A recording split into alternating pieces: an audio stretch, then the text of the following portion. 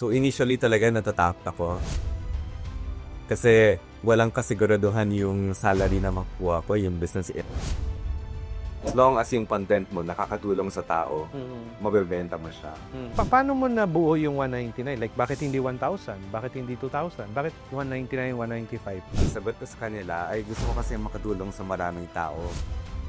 Ang goal talaga ng business is matulungan yung customers. And then eventually, income will follow. Yung tip talaga is to start as soon as you can.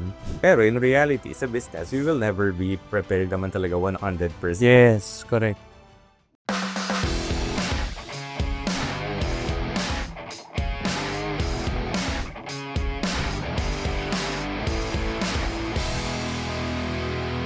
Magandang araw, ako ang iyong Kuya E. And sa episode na to, i-discuss natin yung business na e-learning platform. So kung meron kang tanong sa mga ganitong business, type mo lang dyan sa comment section at sasagutin natin siya. Isang simple lang na goal, matulungan ang isang kaibigan. Pero yung simpleng goal na yon, lumawak, lumalim at naging movement na tumulong sa mahigit 300,000 Filipinos. Wow, dami. Paano mo mababago ang buhay mo gamit lang ang internet, diskarte at tamang mindset? Well, ang next guest natin ay may mission. Gawing mas accessible ang freelancing para sa bawat Pilipino. Kilala sa digital learning space bilang Paulo Speaks, siya ang founder ng Kurso.ph, isang e-learning marketplace na nakapagbibigay ng opportunity sa mahigit 300,000 Filipinos para makapagsimula sa freelancing journey nila.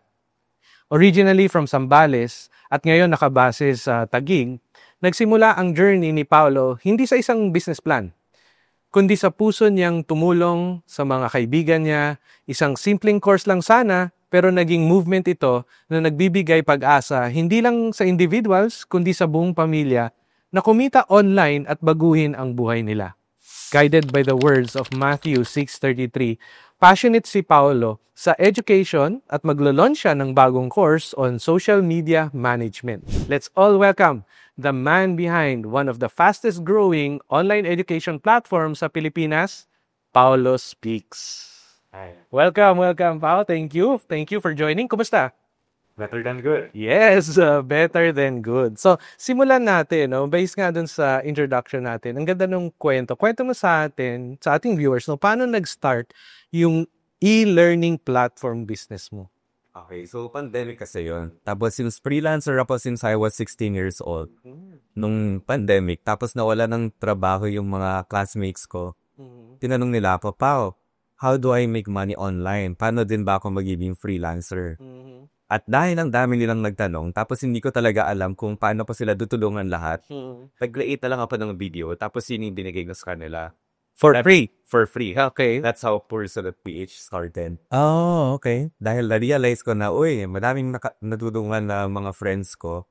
Why not you offer to sa public, sa mass market, at a very affordable price? $199. So, simula. $199 ang isang course. Ang isang course. Wow, doon nag-start yung business. And before nito, no, before pandemic, ano yung circumstances mo? Ano yung situation mo? Before pandemic, nag-freelance ako as a sideline. Pero marketing supervisor din ako sa Philippine Payments and Link System. Yun yung work mo. Yung full-time work. Yun yung full-time work mo. Tapos sa side business ka nitong Ng freelancing. freelancing. Offer ako ng web development. Sa mga companies. Yes, sa mga Okay. small businesses abroad. Okay. Paano mo sinimulan yun, yung side business na yan? Ano yung kailangan? May capital ba yan na requirement? So, dun sa side business na WordPress development, walang capital masyado kasi yung capital mo lang talaga is yung labor mo na ginagawa for your clients. Tapos, yun, natutunan ko lang naman yun via YouTube. So, ako, YouTube University. learning. Okay. Ikaw mismo, produkto ng e-learning. So, ikaw din, nagkikreate ka rin ng... Ako ng e-learning platform para sa mga Pinoy. Okay. Kasi napansin ko, okay, ang daming content sa YouTube.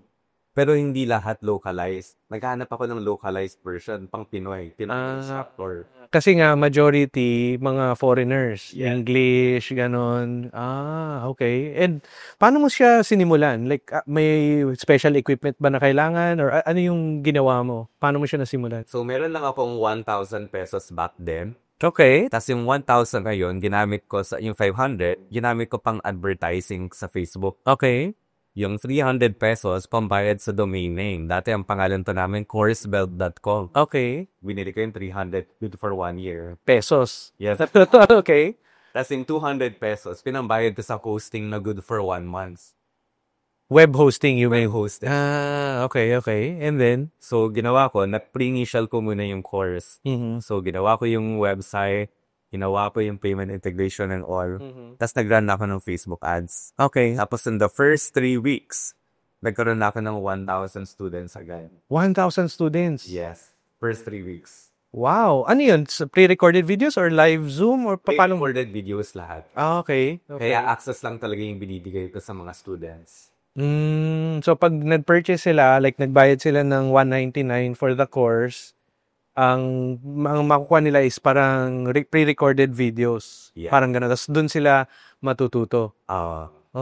Once matapos sila yung course, magkakaroon din sila ng certificate. Okay. Kasi yung mga Pinoy may hilig sa certificate. Sa certificates. Okay, so meron silang certificate. Meron din bang parang exam before nila makuha yung certificate? Oh, so nung back then, walang exam. Okay. As long as matapos mo yung video lessons, Okay.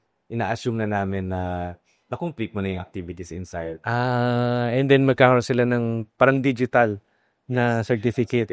Okay. So yung 1,000 na yon, paano, hindi ba mahirap i-manage yung 1,000 students na yon? To be honest, sa umpisa nahihirapan talaga ako kasi Uh-huh. ang dami nilang tanong. Uh-huh. So yung ginagawa ko, every time na may tanong sila about the course, ginagawan ko ng video, tapos nilalagay ko dun sa course mismo. So over time, nababawasan na yung mga taong nagtatanong about sa course. Kasi nasasagot na agad. Nung pre-recorded videos mo. Yes. Okay. And maraming mga gusto rin mag-start ng kanilang parang video content or video tutorial, pero natatakot sila for some reason. Ano yung advice na mabibigay mo sa kanila? Kung gusto nyong gumawa ng mga video content or online course, well, any skill na pwede nyong i-offer nyo na ngayon. Why? Kasi lahat naman ng industries merong beginners eh.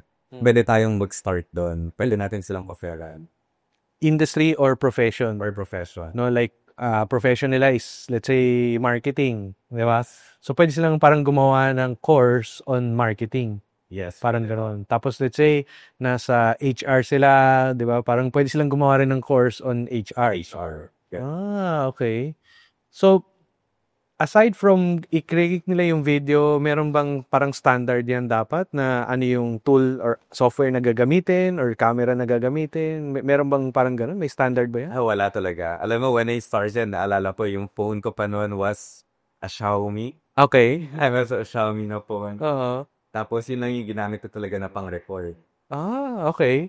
And walang special accessory like microphone or wala? Yung mic lang ng camera talaga, no phone camera.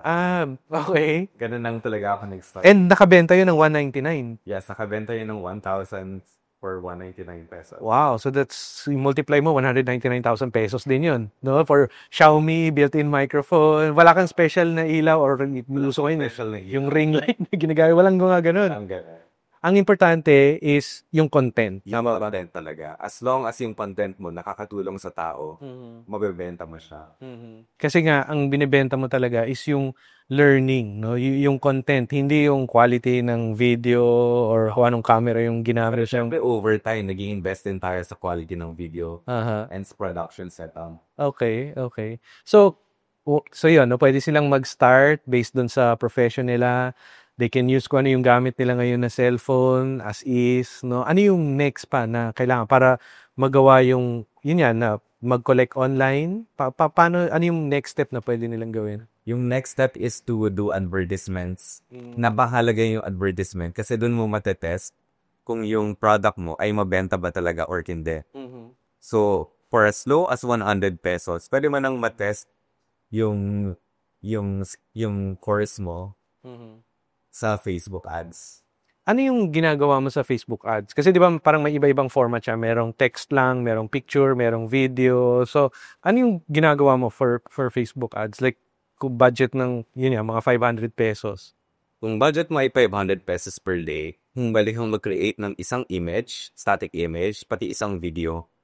Tapos yung video na yon dapat nakikita ka nila Okay. para makita ng tao na, uy, legit tong page na to. Kasi may kita akong tao. Okay. Yan lang. Anong laman nung video? At gaano katagal usually yung video? Yung laman ng video, introduction sa course mo. So, kailangan mo lang masabi sa kanila o ano yung force mo, tapos bakit nila kailangan i-take yung force mo. So, yung why. Dahil merong why, na-realize nila na, uy, ako to sige, mag-e-enroll ako dyan. Dapat makarelate sila Dapat makarelate sila. doon sa why. Yeah. Okay. And then, pag nakarelate sila, most probably, mag-enroll sila Yeah. doon sa course na yun. And then, paano mo naman nabuo yung pricing na 199? Meron bang ibang pricing yan? Paano mo na-compute yan? So, ngayon yung pricing ko ngayon is 195 for the Ultimate Virtual Assistant course. Okay. When I started, 199. Yung WordPress course naman yan.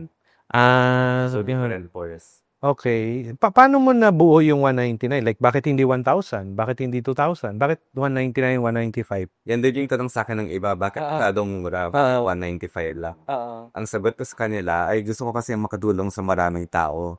At kung mag-charge ako ng 1,000 or 2,000, most probably yung mga taong kailangan kong matulungan, hindi na nila afford yung perang yun. Tama. Kasi nga, like yung sabi mo nga before, di ba? Yung mga classmates mo before, pandemic, nawala ng trabaho. Parang ganun yung demographics nung target mo. And yung mga ganung demographic, ang afford nila is parang ganitong price range. Kasi sa ibang business, yung ginagawa nila is parang percentage plus dun sa cost nila. Parang ganun. So, sa'yo is more of yung mission talaga. Yung mission ng e-learning marketplace.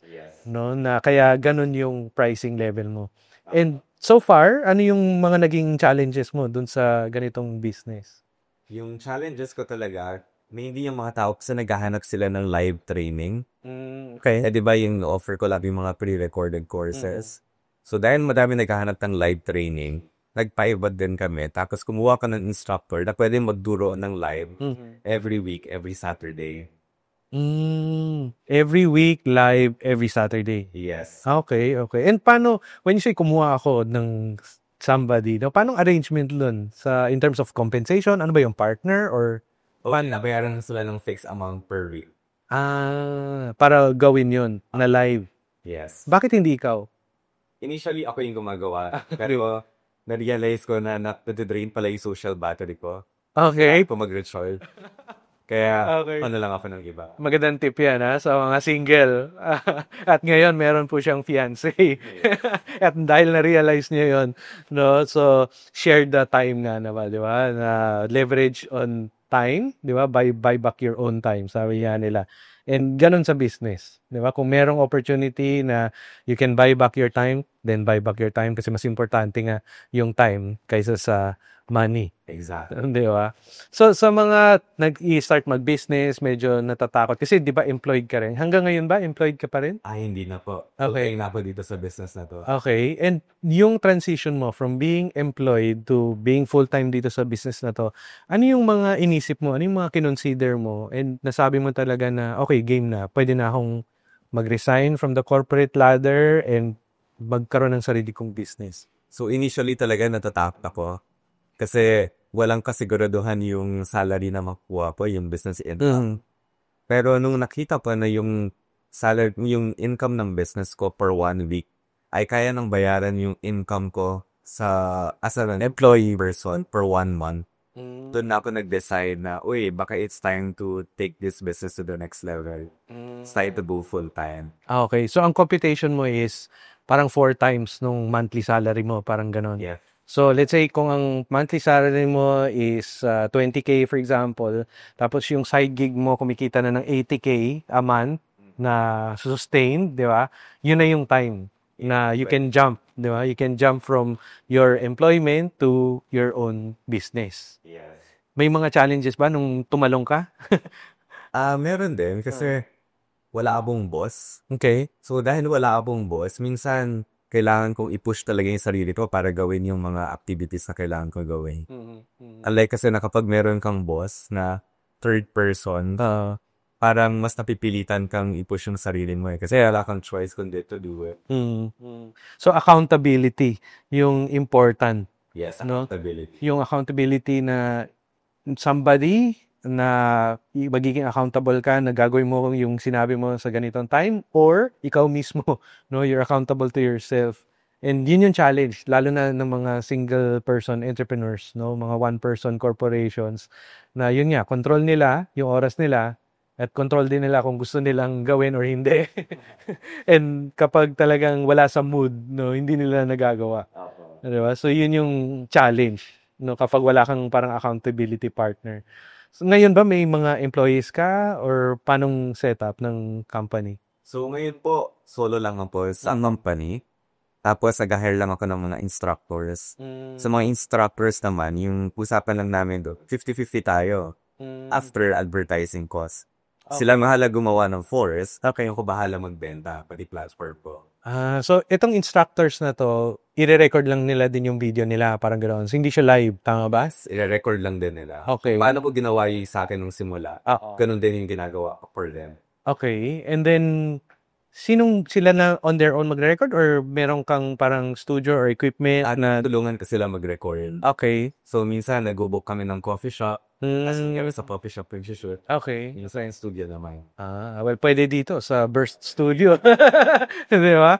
Maganda. Kompleto yung equipment and lighting. Di ba? So, pwedeng ganon. Para i-create yung content nila, yung parang course nila, tama? One time. And then yung course na yun yung ibebenta multiple times, like 1,000 times. And then yung arrangement mo is kapag nakabenta, less yung expenses for the ads, parang ganon, 50-50. Ganon ba? Yes. So, paano nila gagawin yun? Kung sakaling meron silang course na gustong buuin, ikaw yung kukontakin nila? Ganun ba yan? Yes, they can reach out to me sa Facebook page namin sa kurso.ph. Kurso, KURSO. KURSO. .ph. Oh, okay. So, sa mga nag-i-start ngayon mag-business in general, no, not necessarily e-learning or courses or coaching, ano yung tip na ma-share mo sa kanila para talagang mag-start na sa business nila? Yung tip talaga is to start as soon as you can. Minsan kasi palagi natin ito nag-iliban yung kung sa start kang business kasi inisip natin, ay, hindi pa perfect yung gamit ko or kulang pa yung skills ko. Pero in reality, sa business, we will never be prepared naman talaga 100%. Yes, correct. Correct. Hindi naman talaga natin makita yung 100% preparation. Pero the best that we can do is to start today. Correct. Start as early as you can. As early as it. Yan. So yan po ang ating lesson this week, no? Dalawa ang na-take ko this week. One is start as early as you can. No, it doesn't have to be perfect. Ang importante is nag-start ka. Yes. 'Di ba? And then over time you learn, you improve, 'di ba? You enhance, you develop, 'di ba? So very important yung start. You can start small and then grow it. And secondly, yung mas importante is yung principle mo, yung mission mo to help. Yes. 'Di ba? Na you help people, you help your friends, you help customers. Basically, yun naman ginagawa ng business, 'di ba? Ang goal talaga ng business is matulungan yung customers and then eventually income will follow. Yes. 'Di ba? Masolve mo na yung problem nila. Ma-solve yung problem nila, tulungan silang ma-solve yung problem nila, and then eventually yung income nga susunod. Yes. Magmumultiply ng thousands and so on. Galing.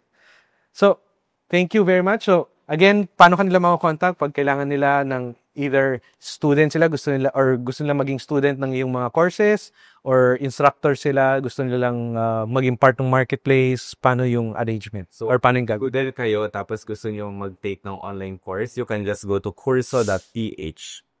Well, kung instructor naman kayo, gusto nyo mag-publish ng course nyo, you can reach out to us through kurso.ph Facebook page. Doon lang sa Messenger. Messenger. Messenger lang nila. Okay, thank you very much, Paul. Very, very nice learnings, no, and insights. And sa ating mga viewers, thank you very much for watching this episode. Kung gusto nyo pa ng mas maraming learnings, good vibes, at good news, Make sure to like and share and follow us on Facebook, TikTok, and Instagram. At syempre, don't forget to subscribe sa ating YouTube channel para lagi kang updated sa mga next nating kwento. Kita-kits ulit sa susunod na episode dito lang sa show na hatid ay good news.